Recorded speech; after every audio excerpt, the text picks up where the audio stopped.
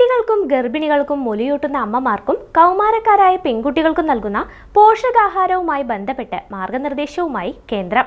ഈ വിഭാഗങ്ങളിൽപ്പെട്ട ആളുകൾക്ക് നൽകുന്ന പോഷകാഹാരത്തിൽ പഞ്ചസാര, കൊഴുപ്പും ഉപ്പും പഞ്ചസാരയും കൂടുതലുള്ള ഭക്ഷണങ്ങൾ, പ്രിസർവേറ്റീവുകൾ, നിറങ്ങൾ, വേറിട്ട രുചികൾ എന്നിവ ഉപയോഗിക്കരുതെന്ന് കേന്ദ്രം എല്ലാ സംസ്ഥാനങ്ങൾക്കും നിർദ്ദേശം നൽകി.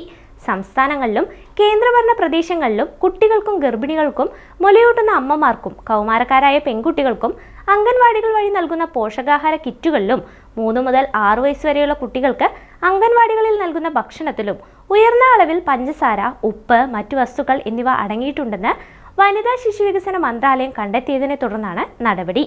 ആവശ്യമെങ്കിൽ മധുരത്തിനായി പഞ്ചസാരയ്ക്ക് പകരം ശർക്കര മാത്രം ഉപയോഗിക്കാവുന്നതാണെന്നും മാർഗനിർദ്ദേശത്തിൽ പറയുന്നു. അതേസമയം അമിതമായ കലോറി ശരീരത്തിലെത്തുന്നത് തടയുന്നതിനായി ശർക്കരയുടെ ഉപയോഗവും പരിമിതപ്പെടുത്തണം. മൊത്തം ഊർജ്ജത്തിന്റെ 5% താഴെയായി ശർക്കരയുടെ അളവ് പരിമിതപ്പെടുത്തണമെന്നാണ് നിർദ്ദേശം. എല്ലാ പ്രായക്കാർക്കും നൽകുന്ന ഭക്ഷണത്തിൽ കൊഴുപ്പ്, ഉപ്പ്, പഞ്ചസാര എന്നിവ കൂടുതലായി അടങ്ങിയിട്ടില്ലെന്ന് ഉറപ്പാക്കണം. കൊഴുപ്പ്, ഉപ്പ്, പഞ്ചസാര എന്നിവ കൂടുതലായി അടങ്ങിയിട്ടുള്ള ഭക്ഷണം ഒഴിവാക്കണമെന്ന ലോകാരോഗ്യ സംഘടനയുടെ നിർദ്ദേശം പാലിക്കണം. ഉപ്പിന്റെ ഉപയോഗവും പരിമിതപ്പെടുത്തണമെന്നും മാർഗനിർദ്ദേശത്തിൽ പറയുന്നു.